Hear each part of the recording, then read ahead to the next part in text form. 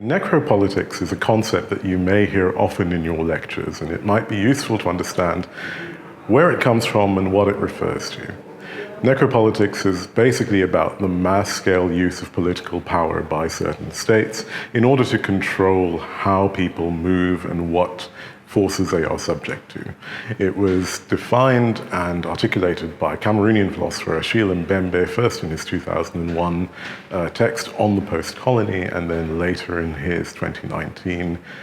expanded set of essays called Necropolitics, where he speaks about this concept at length. Mbembe's concept of the death world is key to understanding how necropolitics functions, because death worlds are basically spaces in which life and death blur into one for those who are consigned to those spaces. So if you think about modern zones of conflict like Gaza, like the Sudan, like parts of the DRC, for instance,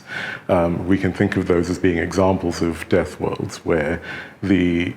bare business of living day to day is done in constant proximity to the threat of death, to the eventuality that death will arrive at some point. And if you understand that, then you grasp the basic concept of necropolitics.